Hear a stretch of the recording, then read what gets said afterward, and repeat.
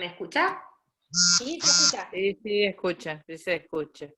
Bueno, disculpen la demora, pero ha sido una falla de internet en mi casa justo. Ya está, empezamos. Bueno, para no demorarnos más, el título de lo que vamos a hablar hoy es Neurociencia para incrementar la plasticidad neuronal. Bien, bien. Los fundamentos de primero vamos a hablar sobre unos fundamentos de neurociencia y después en la segunda parte de la charla les voy a dar algunos ejercicios que ustedes pueden hacer para mejorar su plasticidad neuronal. Bueno, ¿qué es la neuroplasticidad? Lo que estudian los neurocientíficos. Es la facultad del cerebro de poder reestructurarse y poder recuperarse y cambiar, ¿no es cierto? Entonces, a través de esta plasticidad sináptica es que los seres humanos tenemos la habilidad de aprender. Y hace mucho tiempo se creía que solamente se podía aprender hasta los 25 años y que a los 25 años el cerebro quedaba, por decirlo ya del todo formado, y era muy difícil lograr nuevos aprendizajes. Pero esto con nuevos estudios se ha descubierto que no es así y que si bien el cerebro de un niño es mucho más maleable porque tiene menos redes neuronales ya creadas, igualmente una persona adulta o igual un anciano pueden aprender. Desaprendiendo pueden aprender cosas nuevas y ya les voy a explicar cómo. Rex, vaya, bueno. Todos estos, qué lindo que es ver gente tan conocida. Todos estos estudios empezaron en gusanos, luego pasaron a ratas, luego a animales más grandes y luego al cerebro humano. Lo que se empezó en un principio es estudiando o mapeando, se dice en neurociencia, el cerebro de un gusano que tiene muy poquitas neuronas a comparación de las nuestras. ¿Sí? Al estudiar esto, los neurocientíficos pudieron ver que las neuronas están conectadas por proteínas, y esas proteínas tienen que poder estar sintetizadas para que así hagan las conexiones neuronales. Cuando se hizo el mapeo del cerebro humano, se empezó por secciones, y de hecho al día de hoy todavía no se ha terminado de mapear todo el cerebro. Todos sabemos que el cerebro en un principio, bueno, tenemos solamente el izquierdo y el derecho, el analítico y el emocional. Después salió otra teoría, bueno, no, el cerebro está dividido en 4 sectores, le agregaron una parte más intuitiva y una creativa. ¿Sí? Hoy en día se sabe que el cerebro tiene muchísimas más funciones, pero aún no se han podido estudiar todas. ¿Qué es un conectoma o qué es esta proteína que une las neuronas? Que era lo que les estaba explicando que hace que las neuronas se conecten entre sí. El conectoma es como un hilito, como una red, que va uniendo las neuronas y que así arma caminos. Supongamos que llueve, ¿sí? Tenemos una montaña que no tiene ningún surco. Llueve y una piedrita cae por un lugar y deja un pequeño surquito. Ese sería como un conectoma débil de un recuerdo o una experiencia, un aprendizaje que hayamos tenido 1, 2, 3 veces. Vuelve a llover, vuelven a caer piedritas por el mismo surco. Mientras más grande se hace ese surco, eso es lo mismo que pasa en nuestro cerebro. Si ese surco es positivo, está fantástico tenerlo. Si ese surco es negativo, en el caso de que nosotros querramos cambiarlo, es decir, si siempre frente a una determinada palabra o una determinada persona o lo que sea, tenemos la misma actitud negativa, ya tenemos un conectoma creado así, tenemos como ese surco que hay en la montaña creado. Para poder corregirlo tenemos que desaprenderlo y volver a aprenderlo. Estas son neuronas reales y los conectomas sacados a través de imágenes que sacan los científicos, y vemos que apenas tenemos una experiencia, en las primeras 24 horas se ve como en la primera figura que tienen a su izquierda. A las 2 semanas, si esa experiencia se sigue repitiendo, el conectoma ven que se hace más fuerte. A los 2 meses, el conectoma, en la última figura, se hace más fuerte aún, y así. Entonces, si son experiencias positivas, recordemos que los conectomas está fantástico tenerlos y seguirlos utilizando, pero apenas detectemos que empecemos a tener hábitos conductuales que sean negativos, es importante detectarlos mientras antes podamos porque nos va a ser más fácil cambiarlo, porque el conectoma, ese surco que tenemos, es mucho más débil. ¿Qué pasa en la neurociencia en el mundo? La neurociencia en realidad es una ciencia muy nueva, por decirlo de alguna manera. Hoy en día las universidades que más se destacan en estudios de neurociencia en Estados Unidos son Harvard y el MIT, el Massachusetts Institute of Technology. En Argentina, en Brasil y en Colombia hay las 3 universidades nacionales. En Argentina la UBA, en Brasil la Universidad de Río do Grande y en Colombia la Universidad Nacional. Tienen fuertes equipos de investigación en neurociencia, y en Europa hay 2 países que se destacan. Uno, el Reino Unido, con la Universidad de Oxford, que investiga mucho sobre esto y ha hecho muchos adelantos, y otro, la Universidad de Barcelona en España. España tiene un gran equipo de científicos que ha ayudado a muchas de las otras universidades internacionales a hacer avances, y el gobierno ha invertido mucha plata para que esto se pueda hacer. Todos estos estudios son muy caros y no se hacen simplemente por el hecho de que, este conocimiento crezca porque sí, sino porque es muy importante para, por ejemplo, detener enfermedades como el Alzheimer o enfermedades que son degenerativas a nivel mental. Bueno, ¿se puede aprender cuando uno es grande? Ya lo mencioné en un principio, sí, se puede aprender. La única diferencia entre un niño y un adolescente, un adulto o un anciano es que tenemos conectomas que son más fuertes. Entonces, vamos a tener que tener un poco más de voluntad consciente para poderlos cambiar, mientras que un niño está recién creando sus conectomas y tiene muy pocos. ¿Sí? Aprende a caminar, tiene uno, aprende a comer solo, tiene otro, aprende a ir al baño solo, tiene otro, pero es muy paulatino en el niño y tiene muy poquitos. El adulto, al tener más, puede aprender, pero va a tener que hacer más esfuerzo. El cerebro cambia cada vez que uno aprende algo, entonces todos los días, por cualquier cosa que veamos en la tele, por cualquier incentivo, por cualquier conversación, ¿estaríamos todo el tiempo aprendiendo? No, el cerebro no aprende todo el tiempo. El cerebro todo el tiempo filtra y selecciona, y para aprender tenemos que estar conscientemente predispuestos para poder hacerlo. ¿Qué pasa cuando el cerebro duerme? Cuando nosotros dormimos, ¿el cerebro duerme? No, al contrario. El momento de sueño es el momento en el que el cerebro más filtra.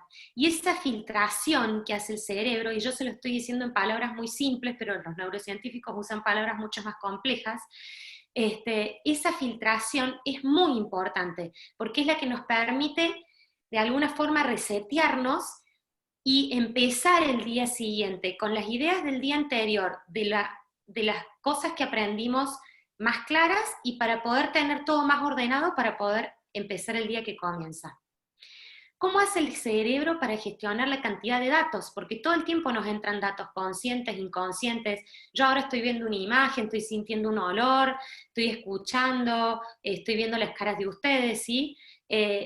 Un montón de datos nos entran. ¿Cómo hace el cerebro? Todo el tiempo está gestionando y está diciendo, esto es importante, esto no es importante, esto es importante, esto no es importante. Y la mayoría de las veces, salvo que esa experiencia sea muy emocional, el cerebro la filtra y las descarta. Por eso es que no recordamos todo lo que percibimos. Y de esta charla, a lo mejor ustedes mañana recuerden un momento, una sola cosa, 5 minutos, y no toda la hora que estuvimos juntos. Entonces, como primer técnica o herramienta para poder hacer su cerebro más plástico, es entender la importancia del sueño, ya que el sueño es el que construye y deconstruye, es el que nos permite reforzar y eliminar todo el material que pasó ese día que no nos sirvió, y es el que nos refuerza la memoria. Hay un cuento de ficción que leí hace unos años, muy lindo, de Borges, ustedes lo deben conocer, un autor muy conocido de Argentina, ¿sí? Que se llama Funes el Memorioso. Y en este cuento, de lo que Borges se da cuenta, casi al mismo tiempo que los neurocientíficos, porque cuando él la escribe en 1944 estaban empezando estos descubrimientos, es la importancia, el personaje de este cuento de Funes es un hombre que todos los días va a trabajar en su oficina y no puede olvidar nada, recuerda todo, todo, todo, todo, todo con lujo de detalle. Y eso termina siendo un karma, una maldición para Funes. De hecho, existe una enfermedad que es la que debe tener este personaje, Funes, que describe Borges, que la tienen muy pocas personas en la población, que son personas que tienen memorias completas, totales, que el cerebro nunca filtra, no importa si el cerebro durmió, descansó, no filtra. Y ahí, en ese tipo de personas, se ve que sería imposible para nosotros funcionar, sería imposible trabajar, sería imposible aprender algo nuevo, sería imposible tener una familia, sería imposible si no filtráramos, ¿sí? Por eso que decimos, por ahí cuando uno está confundido y uno le aconseja a un amigo, bueno, lo dejemos acá, anda a dormir, mañana va a estar todo más claro, eso tiene una base científica, ¿sí? El dormir, mientras que seamos sanos y no como Funes el memoria, eso nos permite filtrar. Y al filtrar, al otro día seguramente ese pensamiento lo vamos a tener más claro y vamos a poder aprender cosas nuevas. Hoy en día se sabe que hay muchos tipos de memorias, ¿sí? Si nosotros tenemos nuestro cerebro plástico, que es de lo que estamos hablando hoy, vamos a tener muchas más opciones de memoria que otra persona que no lo tenga plástico. Hoy en día se sabe que la memoria es no solo atender algo, sino que se consolide en el cerebro. Consolidarse es que se haga este conectoma, esta síntesis proteica física que se hace, ¿sí? Que es lo que metafóricamente llamamos como conectoma, y que lo aboquemos. ¿Qué significa evocarlo? Que yo lo repita. Entonces yo me puedo acordar perfectamente el día que yo tuve a mi hija, ¿sí? El día que di a luz a mi hija, porque ese día tenía una atención plena, se consolidó en mi cerebro, sumado a eso, ese momento fue un momento muy emocional, y sumado a eso, a lo largo de estos 6 años que ella tiene, yo lo he evocado, es decir, lo he contado en muchísimos momentos. Ahora, ¿qué pasa cuando lo evocamos? Bueno, cuando nació mi hija, el recuerdo, por decirlo, era un recuerdo, le pongamos colores, supongamos que es un recuerdo azul. La primera vez que yo lo conté, yo lo debo haber contado medio azul clarito, y otra vez lo conté medio azul más oscuro, y otra vez azul marino, y así. Cada vez que contamos un recuerdo, nosotros le agregamos o le quitamos cosas sin querer, y el recuerdo, una vez que se vuelve a almacenar como la última vez que lo evocamos. Y eso es algo muy importante. Por ejemplo, a nivel judicial, vieron que dicen, hasta en las series dicen, no es lo mismo, las primeras 48 horas después de un crimen son las fundamentales. ¿Por qué? Porque si yo le tomo testimonio a una persona que vio un crimen dentro de las primeras 48 horas, la persona obviamente ese fue un momento en el que prestó mucha atención, en el que se le consolidó porque hubo una emoción muy fuerte al ver esto, ¿sí? Si él fue testigo de algo violento. Pero la primera vez que lo va a evocar va a ser conmigo, ¿sí? El abogado, el juez, el policía, etc. O a lo sumo será la segunda vez que lo evoque, si en el medio se lo contó a otra persona. Pero es algo muy importante a nivel judicial que esa persona no haya evocado ese recuerdo que tiene en su memoria muchas veces, porque si lo evocó muchas veces sin querer y sin querer dar un falso testimonio, le va a agregar o quitar cosas, porque va a estar repitiendo la memoria de su última evocación y no la memoria del hecho real. Hoy en día se dice que en general las personas que son más activas, y trátense de buscar acá ustedes a ver en cuáles de las cuatro se sienten identificados, tienen una memoria operativa. Y la memoria operativa es la rápida, ¿sí? Hago la lista del súper, ¿qué me falta? Leche, pan, voy, lo compro, vuelvo. Voy, lo compro, vuelvo. Si al otro día alguien me pregunta, ¿cuál era la lista del súper de ayer? Ya está, era para ese momento, ¿sí?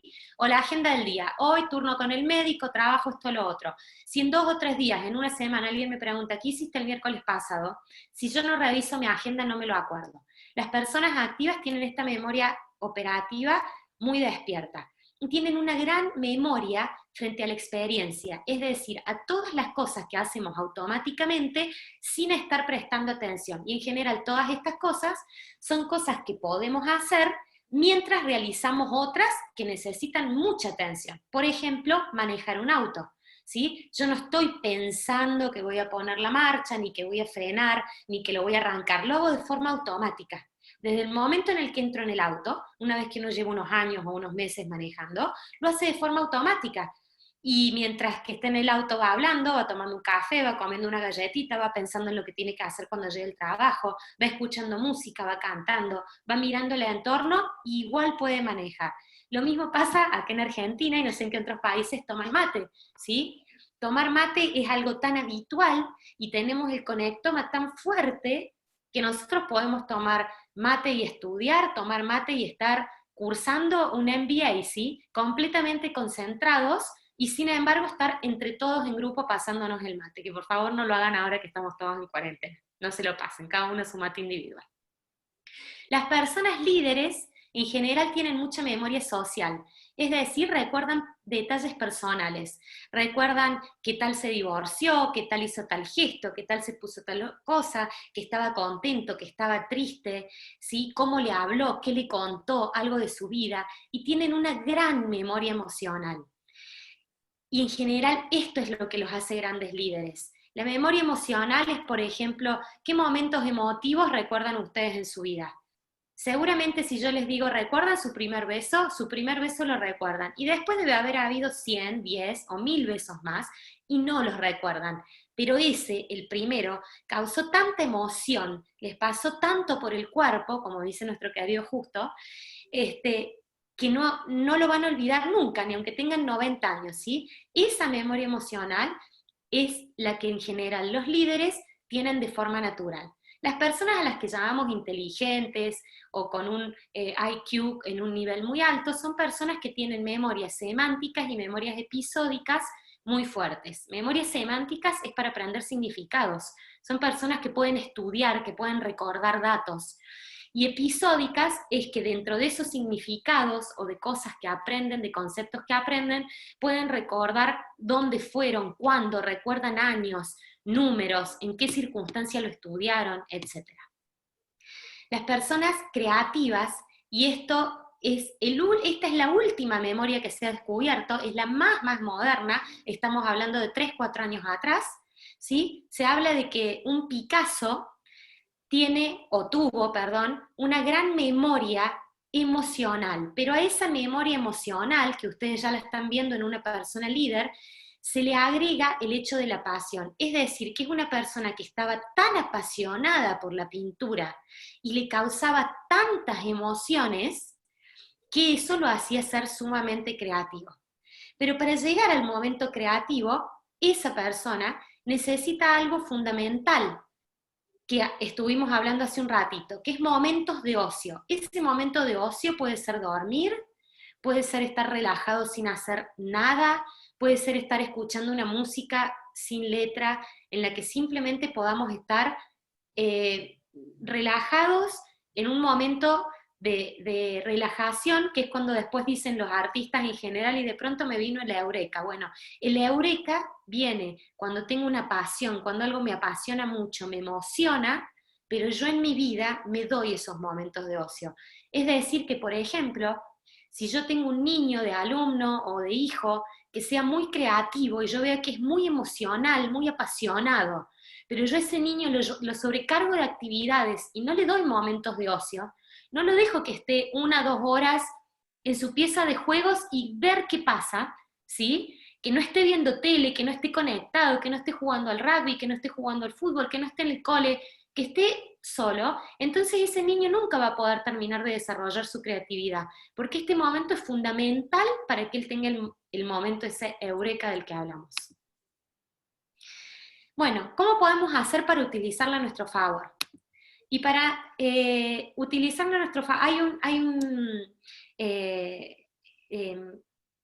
psicólogo y médico, no es neurocientífico, es médico y psicólogo español muy conocido, que es como decir un Facundo Manes en la Argentina, pero acá Manes es neurocientífico, ¿sí? Que dice que desaprender la mayor parte de las cosas cuando ya somos adolescentes, adultos o adultos mayores, es lo que nos enseña, desaprender la mayor parte de las cosas que nos han enseñado es más importante que aprender.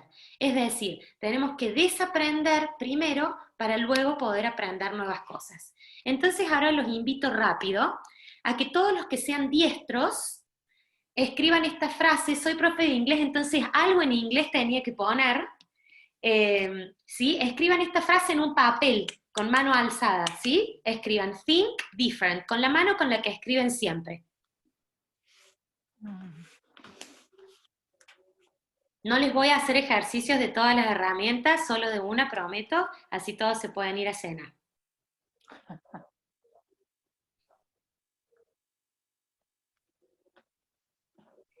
Ya todos han escrito la frase think different con la mano que ustedes escriben habitualmente, los diestros con la derecha y los zurdos con la izquierda. Bueno, ahora les pido que cambien la lapicera y escriban la misma frase, son 2 palabras nada más, pero con la otra mano, ¿sí? Con la que ustedes habitualmente no escriben. La Ceci está buscando papel. Bueno. Susi. Nina me pide la frase ya la pongo, Nina.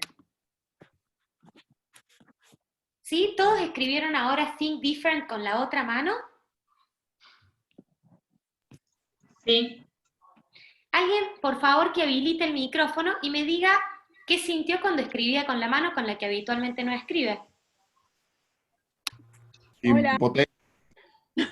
¿Cómo, Pietro? Impotencia. Impotencia. ¿Qué más? Sí, tal cual. Tal cual. No poder escribir. Otro sentimiento. Dificultad, Otra mucha. emoción. ¿Cómo? Inutilidad. Inutilidad. Dificultad. Hay que pensarlo más. Que ¿Qué no se más? escribió como siempre, que es todo más torcido. Hay que pensarlo más. Que no salió tan bien, que hay que pensar. Súper difícil. Que es muy difícil. ¿Qué más? Antes lo podía hacer un poco mejor la letra, pero ahora creo que con el pasar de los años la hago peor con la otra mano. Y lo haces peor. Perfecto. Bueno, yo les quiero contar que yo he dado charlas en varios congresos, los daba con una colega mía en inglés, poníamos frases en inglés y preguntábamos frente a auditorios y todo el mundo siente lo mismo que ustedes. Y ahora que ya saben lo que yo les expliqué de neurociencia, ¿por qué es? Porque con la mano con la que ustedes escriben siempre, tienen un conectoma muy fuerte, porque lo vienen haciendo hace 30, 40, 50 años, ¿sí?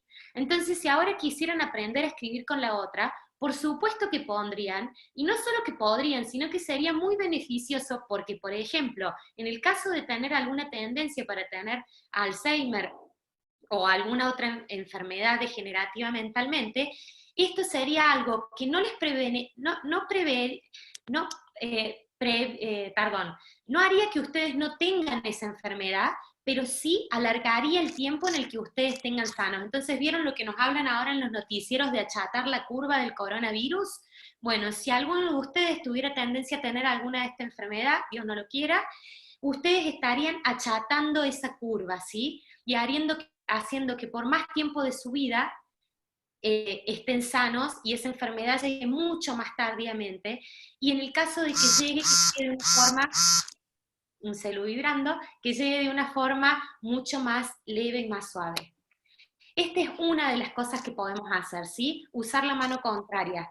Y usar la mano contraria puede ser para escribir, cosa que ya a lo mejor si somos grandes es muy complicado, o para hacer cosas que hacemos todos los días, como por ejemplo abrir la puerta de nuestra casa o lavarnos los dientes. Podemos proponernos de ahora hasta el último día que vivamos, lavarnos los dientes con la mano izquierda, y eso está aumentando la neuroplasticidad de nuestro cerebro. Bueno, acá es la parte que a mí me encanta, enamorarse. Enamorarse incrementa químicamente, ¿sí?, un montón de sustancias, no solo la endorfina, que es la que conocemos todos, sino un montón de sustancias que facilitan la neuroplasticidad en cualquier cerebro, en el cerebro de una persona grande, o en el cerebro de una persona adolescente, o en el de una de mediana edad. Realizar gimnasia pasa lo mismo. Todas las sustancias, los químicos que en el cuerpo se producen, nos hacen que tengamos mucha mayor neuroplasticidad. Algo muy simple es revivir lingüísticamente algo del pasado, y en general si lo vamos a revivir, vamos a hablar, si lo queremos corregir, y vamos a decir que vamos a corregir cosas que nos hayan sido difíciles, o que sean pesadas, o negativas en nuestra vida. Entonces, por ejemplo, revivir lingüísticamente un duelo es muy importante. Por eso esto de que se usaba antes de no hablar, ¿sí? Alguien se moría y ya no hablábamos más de esa persona, no, es todo lo contrario. Tratar de revivirlo y tratar de revivir a esa persona lingüísticamente de una forma positiva, es decir, el primer mes lloraré y no podré articular una palabra si falleció alguien que yo quiero mucho. A lo largo de ese año ya podré hablar y me emocionaré y la lágrima me quedará acá. Y con el tiempo, alguien me hizo una raya, qué lindo. Ah, no, ahí está. Y con el tiempo, poder conscientemente revivir y traer y evocar solo los recuerdos lindos que yo tengo de esa persona, ¿sí?, me puede hacer cambiar una memoria negativa, ¿sí?, un conectoma que yo ya tengo en mi cerebro, y mejorarlo. Tomar nuevas rutas. Si todos los días yo voy al trabajo por Avenida Rafael Núñez, se llama la calle acá, ¿sí?, siempre voy a estar usando el mismo conectoma. Si yo todos los días me propongo cambiar, aunque sea un par de calles, mi cerebro va a funcionar mucho más. Tener momentos de ocio. Y no solo es dormir, sino también tener momentos de ocio, de no hacer nada, de no estar con la tele, de no estar con el celu, de no estar conectados, de ocio, para que el cerebro pueda estar consciente pero descansando, porque en ese momento recuerden que es cuando filtra. A las personas grandes se les recomienda, ya que en general tienen más tiempo que la mayoría de nosotros que estamos en edad, nueva lengua o un instrumento. Y ya no importa si van a poder hablar bien la lengua o tocar perfecto el violín. Lo importante es que eso les va a empezar a crear conectomas nuevos en el cerebro. Cambiar la rutina que tenemos todos los días. Todos los días me levanto, tomo un café, después me baño, después, bueno, no. Hoy me levanto, me baño, después tomo el café, o me voy a trabajar y me voy a tomar el café en el trabajo. ¿Sí? Cambiar la rutina. Y si tienen la posibilidad, yo no, porque vivo en un departamento y no podría ponerlos de otra forma, pero si tienen la posibilidad de cambiar los muebles, o de aunque sea cada 2 o 3 años, cambiar, no sé, si no pueden cambiar el sillón, cambiar los colores de los almohadones. Todo eso hace ejercitar la mente. Comer seguido, que es algo que nos recomiendan todos los nutricionistas, en realidad tiene una base científica, ellos no nos lo dicen porque sí. Si yo no como en todo el día, yo puedo haber hecho gimnasia, estar súper enamorada, estar escribiendo todo con la mano izquierda, haberme ido por el medio del barrio en vez de por la Rafael Núñez y haber dormido 8 horas, ¿sí? Pero si yo ese día no como nada, mi cerebro, llega un momento que mi cuerpo empieza a tomar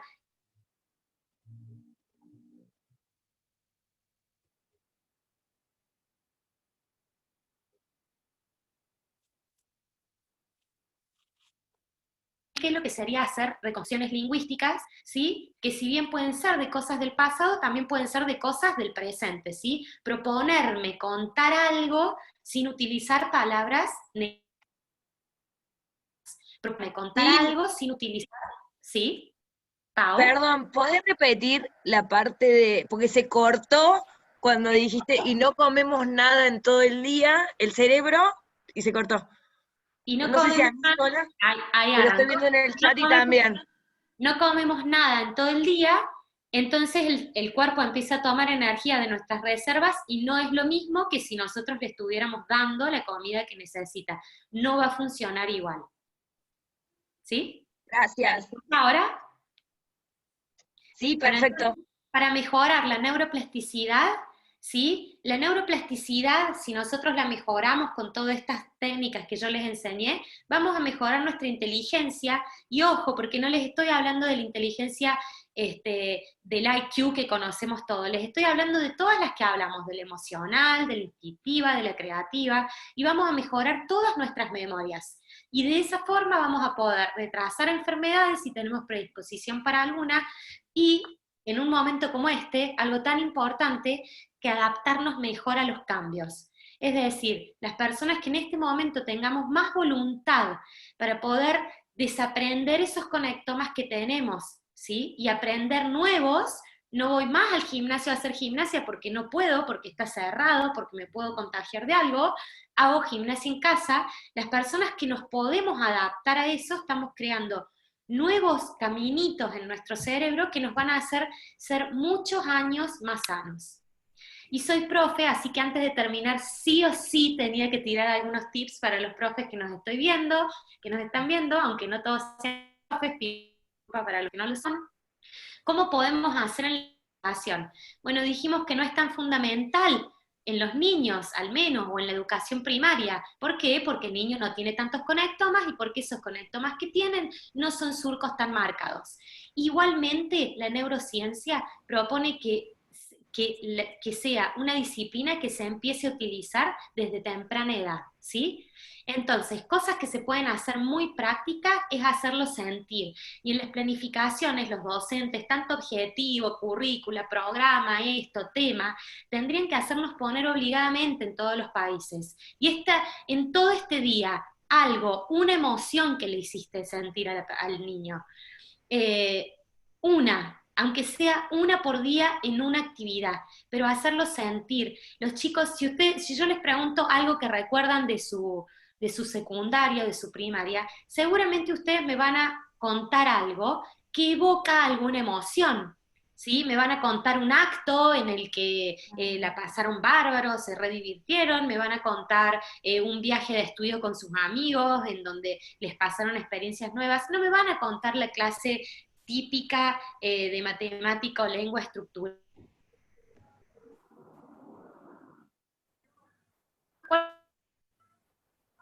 Que más los hizo sentir y que les enseñó desde ahí. Sentarlos en lugares diferentes, todos sabemos que es importante, y sacarlos del aula, ¿sí? Porque eso les da novedad y les hace tener un entorno diferente y ser más flexibles el día que ellos tengan que aprender o estudiar en el jardín de la casa, en el escritorio, en la cama, con ruido, sin ruido. Utilizar juegos, pero no de una forma competitiva, sino de una forma creativa, para que se diviertan, se distiendan, y en esa relajación aprendan. Utilizar música, si por ejemplo en el caso mío les enseño inglés a veces cuando tienen que escribir writing, si sé que el writing va a durar mucho tiempo y a lo mejor van a estar media hora, les pongo una música para que ellos, mientras están todos escribiendo, ¿sí?, tengan un acompañamiento de algo, y hacerlos trabajar en grupos. Los neurocientíficos recomiendan que los grupos no sean de más de 2 o 3 personas, y hacen una mayor recomendación, y más fuerte aún, que es que los grupos sí o sí tienen que ser intergrado o interaño. Es decir, que si yo siento a un niño de primer grado escribir una oración, lo mejor en grupo, lo mejor no es que se siente con 2 niños de su edad, sino que lo mejor es que se siente con un niño de 7 años y con un niño de 8, porque el de 7 le va a aportar algo diferente y el de 8 otra cosa diferente. Y que los grupos siempre es mejor hacerlos mezclados. Entonces, cuando hablábamos acá de que tenemos personas que tienen diferentes tipos de memoria y eso les hace crear diferentes plasticidades cerebrales y los hace ser inteligentes de diferentes formas, es mejor que en un grupo tengamos un activo, un líder y un inteligente, o un creativo, un inteligente y un líder, y no que pongamos 3 líderes o 3 inteligentes o 3 creativos juntos, ¿sí? Siempre mezclarlos es mejor. Bueno, les agradezco muchísimo, les pido muchísimos perdones por las fallas de conexión. Fui volando porque tenía miedo de no llegar. Escucho todas sus preguntas.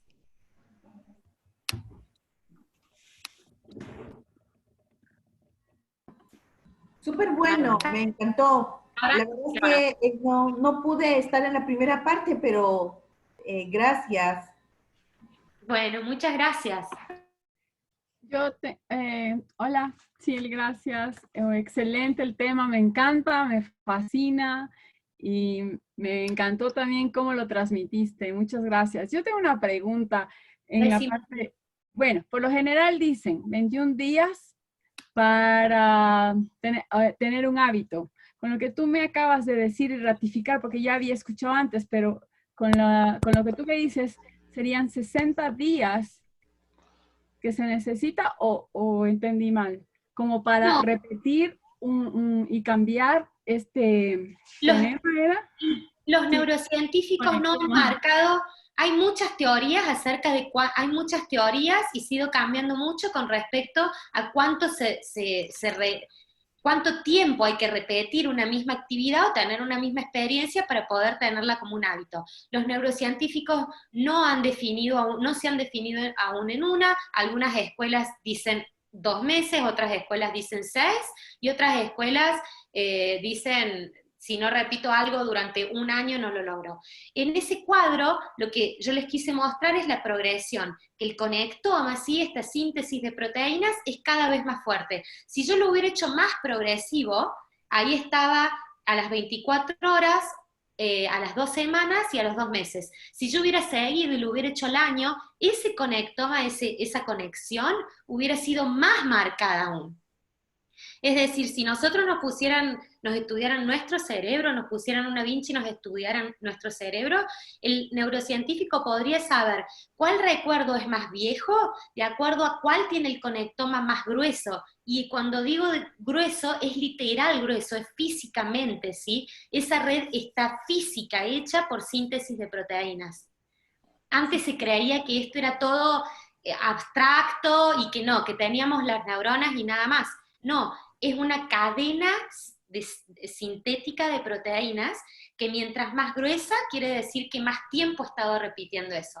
Y lo único que quiere decir eso es que si yo quiero desaprender eso, ¿sí? Sí, ahí sería el punto, sí. Por ejemplo, si como mal y ahora quiero empezar a hacer dieta y ser saludable toda mi vida, bueno, le va a costar más a alguien que venga comiendo mal hace 40 años que a alguien que venga comiendo mal hace 20 años. Le va a costar más, pero no quiere decir que no lo pueda hacer. Por más grueso o fuerte que sea el conectoma que tenemos, podemos desaprenderlo. Y aprender uno nuevo, ¿se entiende? Ya, entonces, no hay un tiempo, sino que simplemente habría que aplicar el desaprender. Digamos, la persona tendría que tener la disciplina, dependiendo de la edad, dependiendo de cuánto tiempo lo ha hecho. Para que se entienda muy claro, mira, se han hecho muchos estudios con personas drogadictas.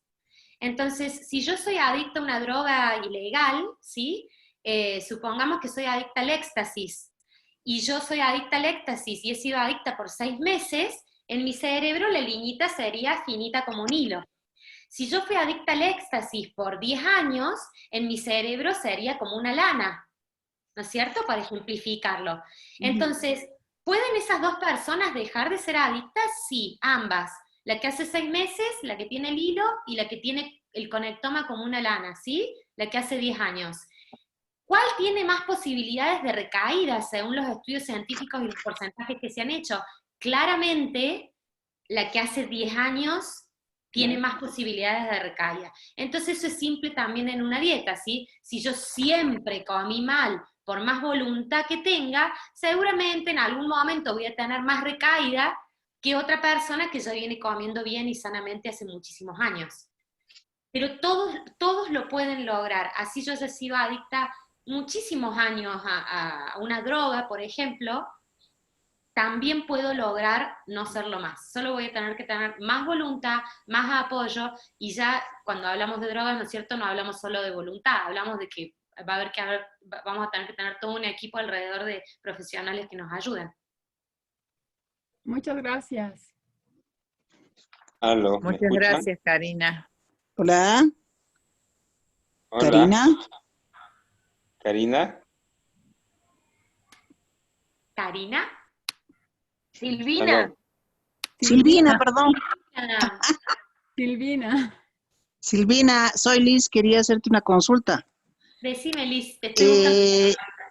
Ahí Yo está. también soy docente y obviamente el gran problema que tengo es que justamente los estudiantes, para dar los exámenes, como estudian de un día para otro, su memoria es a corto plazo, no es a largo plazo.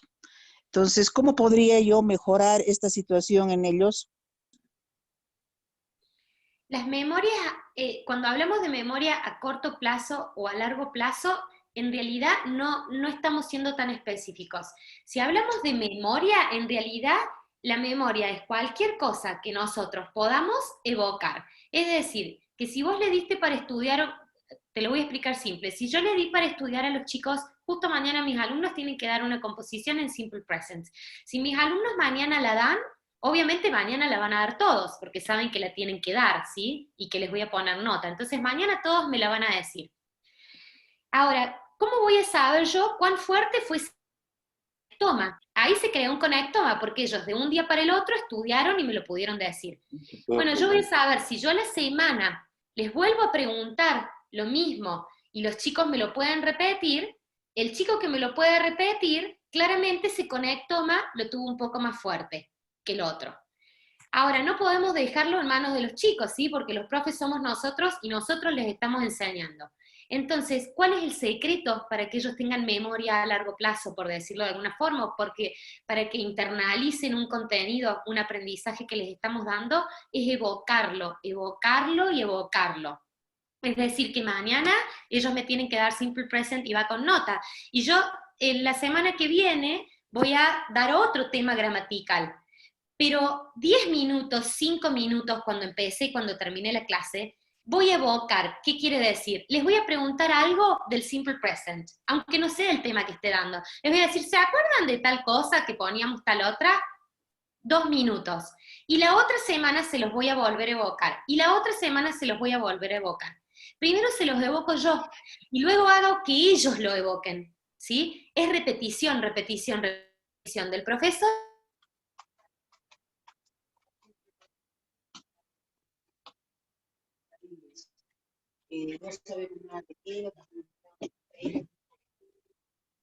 Más inteligencia semática solos. Otros van a necesitar más repetición. ¿Se cortó? Los otros van a necesitar más repetición, pero una vez que ellos empiecen a repetir el usarlo, lo internalizan. En un momento se escuchó. Gracias. ¿No se escucha? ¿No se escucha? ¿Sí se Ahora escucha? sí.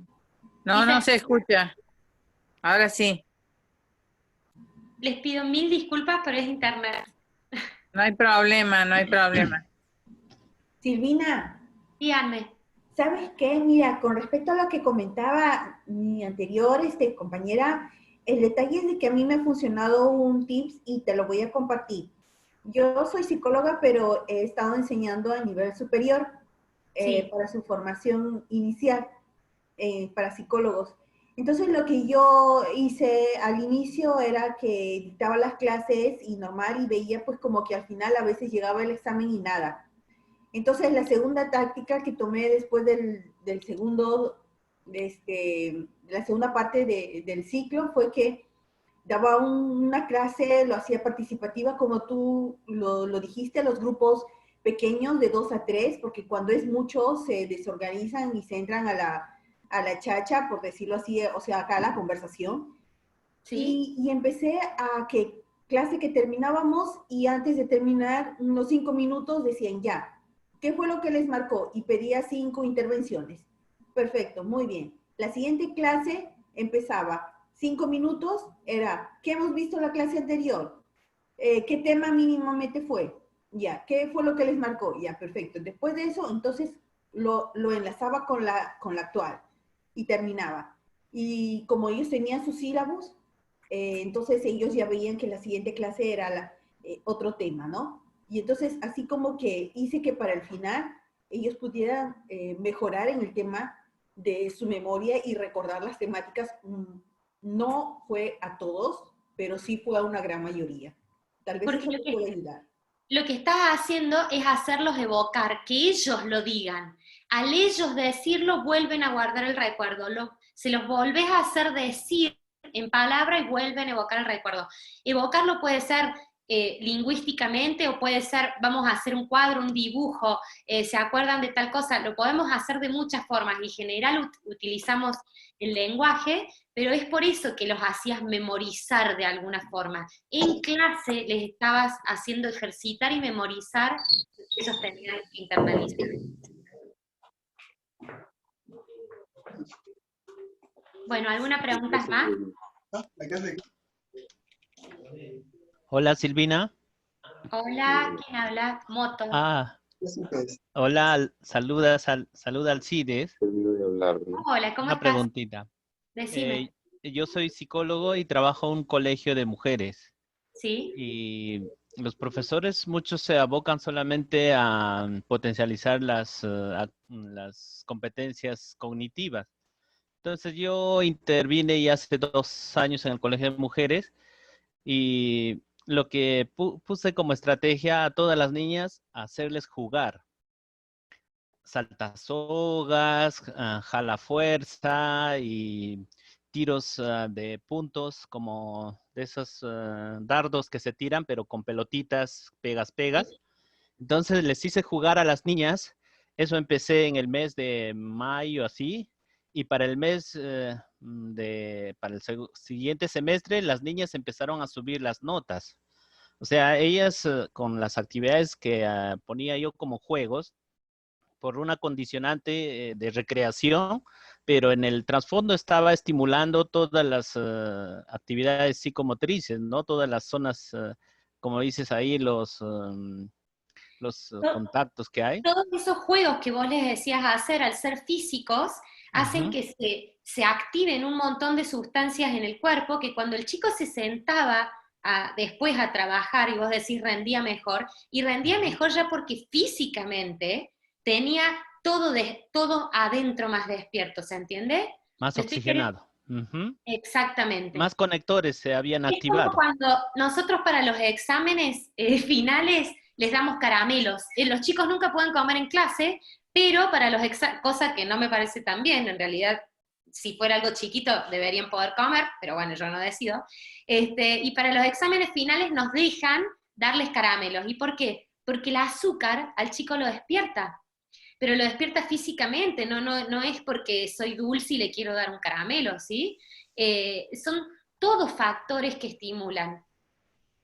Lo mismo que, por ejemplo, eso que decimos que hayan comido, que el chico obviamente, un chico en un colegio marginal, que salió a 2 o 3 recreos y no comió nada en ningún recreo, no hay forma de que físicamente y mentalmente esté igual que un chico que salió y en los 3 recreos tuvo su merienda, ¿sí? O sea, snack. No va a poder rendir igual, porque ya desde lo físico no va a poder tener la misma neuroplasticidad. Sí, y para terminar, ahí algunas profesoras decían, "No, el psicólogo ha venido a hacer jugar nomás a las niñas y está como cuidador de niñas", decía, ¿no? Pero yo le decía, hay otro enfoque porque el juego estimula las zonas cerebrales. Exacto. Y así aprende más efectivamente. Así es. Sí, gracias. Gracias. Muy interesante tus temas. Gracias. Espero estar el próximo miércoles. Bueno, muchas gracias. Bendiciones. Gracias. Una pregunta más. Aló, Silvina. Soy José Manuel. Aló, Silvina. Hola, ¿cómo estás, José? Gracias por todo el tema que nos estás dando. Estoy desde Lima, Perú, escuchándote. Yo también soy coach de las primeras promociones de coach educativo acá en el Perú, con Justo y toda esta experiencia maravillosa. Yo quería preguntarte un poco más en el campo de la plasticidad del cerebro. Hay momentos en que conozco personas que desarrollan mucha ansiedad, ¿no? Mucha ansiedad y ellas se ponen, bueno, tensas al punto de que a veces no les falta un poco la respiración o se ponen a llorar. Entonces, ¿cómo podemos ayudar desde lo que tú has compartido a estas personas, ¿no? Bueno, Porque se supone que la ansiedad son como procesos neuronales más gruesos que tú decías, ¿no? Más intensos por recordar de repente momentos traumáticos o situaciones difíciles, ¿no? Y entonces, a ver, cómo romper esto, claro, desde el claro. apoyo, los psicólogos están para ello, lógico, pero por ejemplo desde la casa, ¿no? Yo tengo un pariente que tiene esos problemas constantes, entonces, a ver, dime tú cómo puedo ayudarlo más desde lo que tú nos estás proponiendo.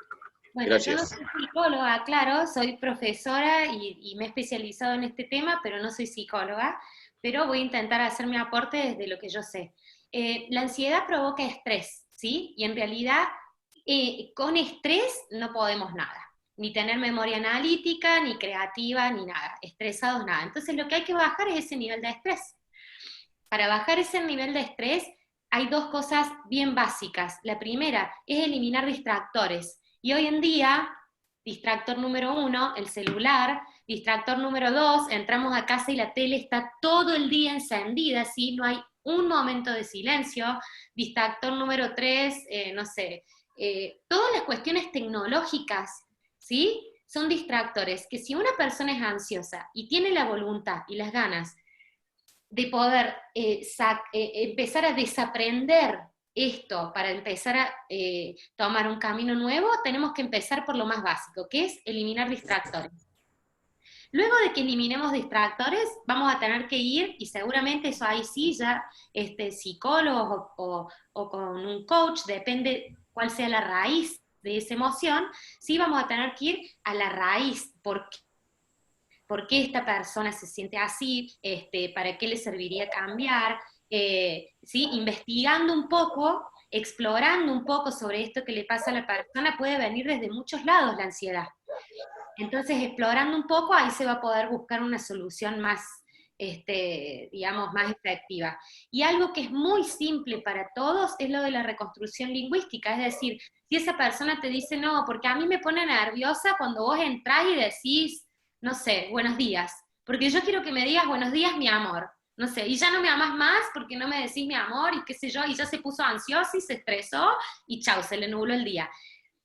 Bueno, que esa persona pueda, escriba, cuando, no sé, mi novio me dice buenos días, aún me ama, no dejó de amarme aunque no mencione mi amor o lo que sea, o ponga frases de cosas importantes. Hay una técnica, me la hizo hacer a mí, mi psicóloga, hace muchos años, que era una frase que ella me enseñó y que yo le dije, no hay frase más, no voy a decir porque es medio personal, pero le digo, no hay frase que me haya llegado más, Bárbara. Y me dijo, bueno, hacete un sticker y pegátela en el espejo del baño. Y me dijo, Silvina, hasta que vos automáticamente no te despiertes y todos los días sola repitas esas frases, no las saques del espejo que tenés en el baño. Y así la tuve como un año hasta que después me lo aprendí de memoria. Entonces, si bien se pueden hacer cosas simples, hay que empezar intentando por cosas simples y el problema se soluciona listo, y si no, obviamente hay que acudir a los profesionales que correspondan, ¿cierto? No todo se puede hacer desde simples herramientas o técnicas, porque a lo mejor tiene un trasfondo mucho más profundo. Bueno, ya estamos en horario. Gracias Silvina, gracias, muchas gracias. Ya estamos en horario y no quiero demorar a todos los que estuvieron todos puntuales, y a mí me falló internet.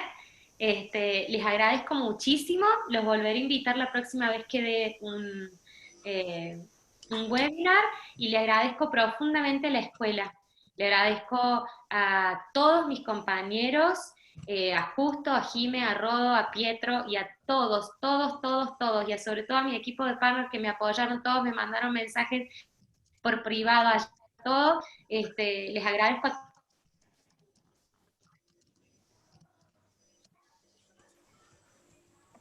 Se congeló. Se congeló.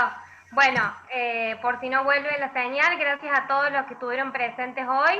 Los que son parte de la escuela compartimos siempre los links de las grabaciones de los laboratorios en el grupo de la TAM, donde están todas las personas de Latinoamérica. Y bueno, el resto está invitado para seguir compartiendo este espacio miércoles cada 15 días en nuestras redes, tanto Facebook e Instagram, Coaching Educativo Global. Ahí vamos compartiendo las distintas ponencias y los profesionales que van a compartir los temas cada miércoles. Es una horita nada más, así que creo que es accesible para todos. Silvi, estuviste bárbaro, muchas gracias por todo lo que nos enseñaste hoy, y bueno, gracias a todos. Muchas gracias. Gracias a todos, buenas noches. Muchas gracias, Silvi. Bien. Gracias. Muchas gracias. Gracias. Genial. Gracias, Silvi, gracias. Bendiciones. Gracias, gracias. Gracias, Silvi. Maravilloso. Excelente, Silvi. Maravilloso. Está muy serio Pietro, no sé qué pasa. Pero Alguien me dejó colgado en la anterior reunión y la estaba reprogramando. la veo a Jimena sonriente, pero a vos te veo muy serio. Porque alguien me dejó colgado en la anterior reunión.